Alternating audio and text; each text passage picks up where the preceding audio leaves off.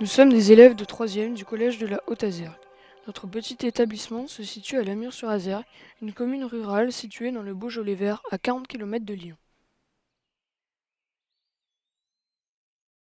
Cette année, nos professeurs nous ont proposé de travailler sur le projet Convoi 77, suggéré par une association qui cherche à transmettre l'histoire de la Shoah autrement. Elle demande à des collégiens et lycéens dans 32 pays concernés de mener une enquête pour retrouver les traces d'une personne de ce convoi déporté vers Auschwitz afin d'en rédiger la biographie. Celle-ci est alors mise en ligne sur le site du convoi afin de perpétuer la mémoire des 1310 déportés de ce convoi et au-delà de toutes les victimes de la Shoah. Les déportés du convoi 77 étaient majoritairement des Français. Plus de 75% des déportés avaient moins de 50 ans et il y avait 125 enfants de moins de 10 ans. La majorité des déportés est née en France, 53%. Grâce à cette démarche, des milliers de jeunes Européens sont en mesure de mieux comprendre la Seconde Guerre mondiale et la Shoah. Dans le cadre de ce projet, nous nous sommes donnés pour mission de réaliser la biographie de Wolf Antaba. La première étape de ce travail a été l'étude, par groupe, des différents documents collectés par nos professeurs afin de découvrir les moments clés de la vie de cet homme.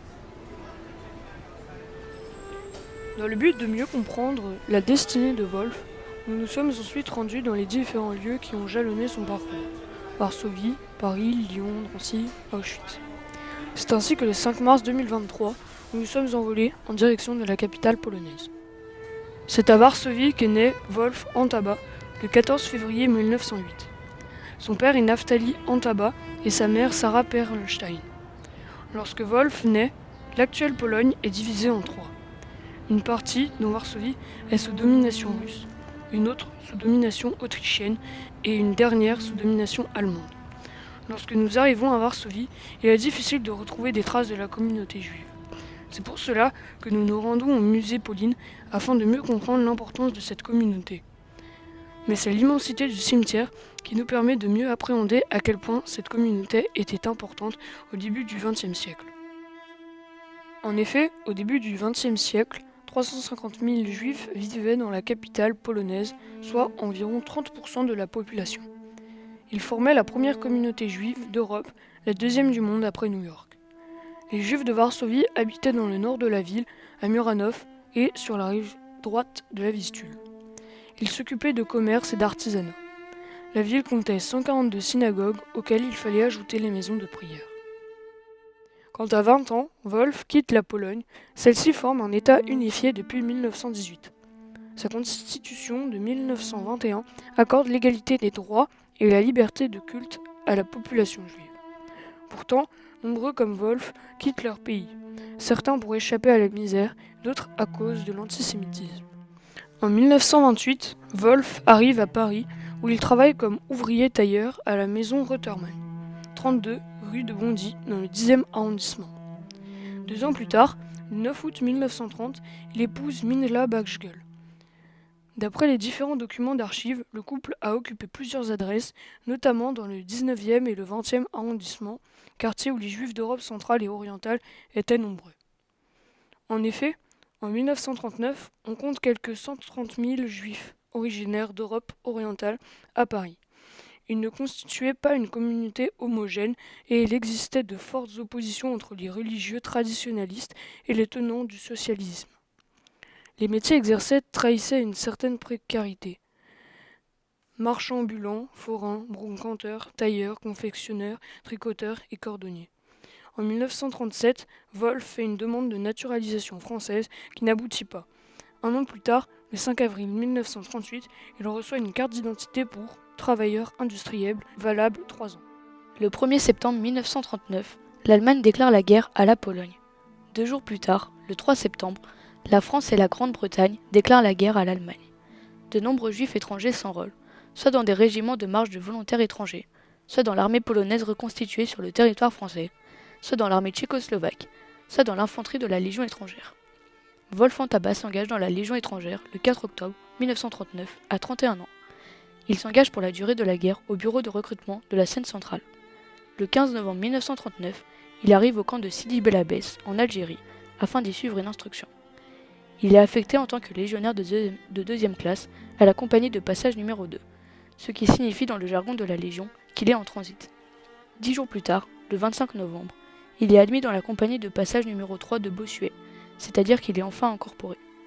Ensuite, le 17 janvier 1940, Wolf est transféré dans la compagnie de passage numéro 1.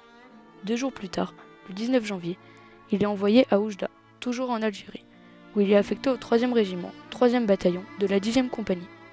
Puis, le 10 juin 1940, Wolf arrive au Maroc, au camp de Bouarfa, un camp d'approvisionnement de marchandises. On y trouve de nombreux Espagnols républicains, des communistes français et des déportés juifs d'Europe centrale. Il s'agit en fait d'un camp de travail chargé de la construction et de l'entretien de voies ferrées reliant la Méditerranée au Niger. Là-bas, le rythme de travail est brutal et inhumain. Les conditions de vie sont terribles. Beaucoup de travailleurs meurent de mauvais traitements, de tortures, de maladies, de faim ou de soif, ou encore de piqûres de serpents et de scorpions. Le 14 septembre 1940, Wolf est officiellement démobilisé et maintenu au groupement B des travailleurs étrangers du camp. Le 1er avril 1941, Wolf fait une demande de libération pour retourner en France. Après avoir justifié de revenus, d'une adresse en France et la possession d'une carte d'identité pour travailleurs industriels, le 1er mai, il est renvoyé à Marseille, en France.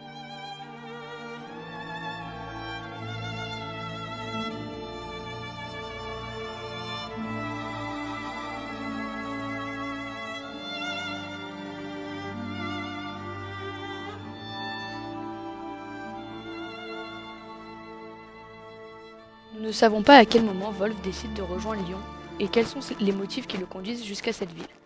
En 1944, il est arrêté au 7, rue Bouteille, dans le quartier de Saint-Vincent, au pied de la Croix-Rousse.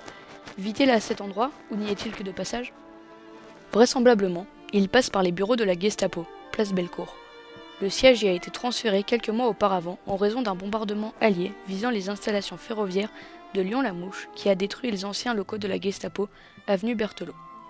Durant cet été 1944, les Allemands commencent à battre en retraite, puisque le débarquement allié en Normandie a eu lieu le 6 juin 1944. Malgré cette situation, les arrestations de personnes juives perdurent. Pendant cette période, les Allemands sont plus durs avec la population. Contrôle de papiers plus fréquent, contrôle des habitations. Wolf-en-Tabac, qui a réussi à passer au travers des griffes nazies pendant plusieurs années, se fait arrêter quelques semaines avant la libération de Lyon, le 3 septembre 1944.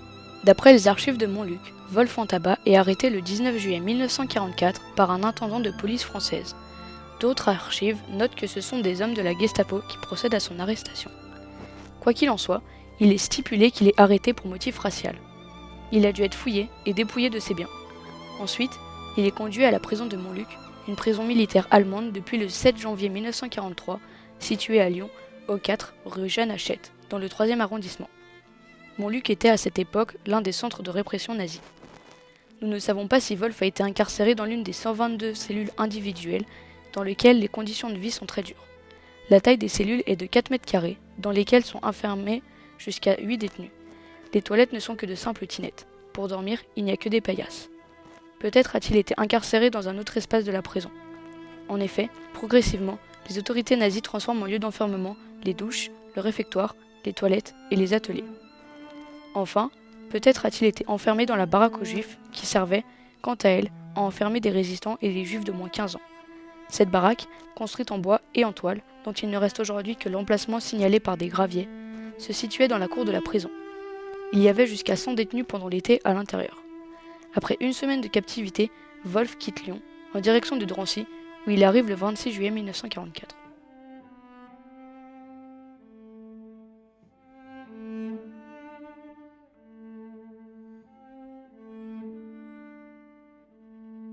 Depuis 1942, dans cette ville, la cité de la Muette est devenue un lieu de transit pour les autorités nazies, car ce quartier est situé à proximité de deux gares, celle du Bourget et celle de Bobigny. La cité de la Muette avait été construite de 1931 à 1937. Elle devait accueillir des habitations pour les familles les plus démunies. Elle est composée de 5 tours et 10 immeubles. C'est le fer à cheval, l'un des bâtiments de la cité, qui devient lieu d'internement. En effet, ce bâtiment se prête facilement à la transformation. Il est construit sur 4 étages autour d'une cour d'environ 200 mètres de long sur 40 mètres de large. Il est entouré de 2 rangées de barbelés. Un chemin de ronde et des miradors sont positionnés aux angles. À son arrivée, Wolf est enregistré. Son numéro de carnet est le 161 et son numéro de reçu est le 6921. D'après les nombreux témoignages, Nous savons que les conditions d'internement sont difficiles. Les internés souffrent de sous-alimentation, certains de dysenterie. Les gardes humiliaient les internés et les multipliaient les sanctions. Wolf reste 7 jours à Drancy. Il quitte le camp le 31 juillet 1944. Lorsque les SS font entrer les Juifs de Drancy dans des wagons à bestiaux, Wolf ignore où il est emmené, mais il se doute peut-être de ce qui risque de lui arriver.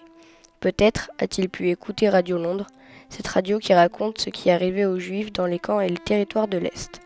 Les déportés sont entassés dans les wagons où avait été installée une tinette dont, d'après les témoignages, l'odeur devient vite insupportable. Le voyage dure 3 jours et 2 nuits, sans manger ni boire. Qu'a pu ressentir Wolf dans ce trajet? Du désespoir, de la résignation? Pensait-il à sa chère Mindla, à leur enfant? Les déportés arrivent sur la rampe du camp d'Auschwitz dans la nuit du 3 août 1944. Les déportés ignorent ce qui va leur arriver durant la sélection. Ils sont divisés en 2 colonnes, à droite les hommes et à gauche les femmes et les enfants.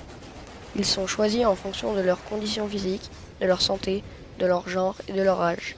Soit ils sont immédiatement conduits sur le chemin menant aux chambres à gaz afin d'être exécutés, soit ils sont sélectionnés pour le travail si les médecins considèrent qu'ils en sont aptes. Ils sont alors douchés et immatriculés dans le camp, puis des vêtements leur sont donnés. Sur les 1310 déportés du convoi 77, 836 sont, dès leur arrivée, dirigés vers les chambres à gaz. Wolf n'est pas de ceux-ci. À 36 ans, il est en pleine fleur de l'âge. Il est retenu pour le travail.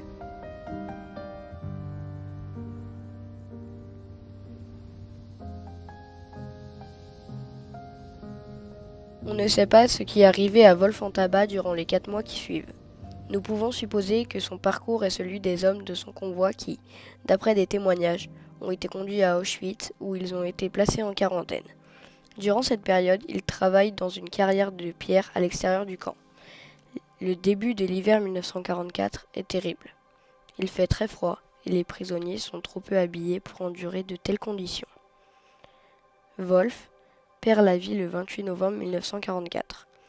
Mais on ne sait pas quelle en est la cause. Est-il mort sous les coups d'un gardien trop zélé? A-t-il succombé à la fatigue, la maladie? A-t-il été victime d'une sélection et conduit dans la chambre à gaz d'Auschwitz?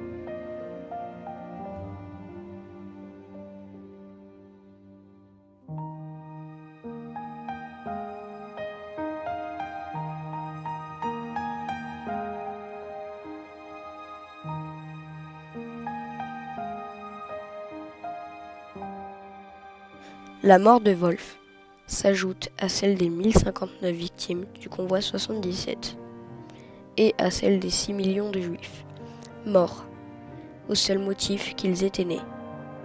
Nous ne pouvons pas oublier. Nous ne devons pas oublier.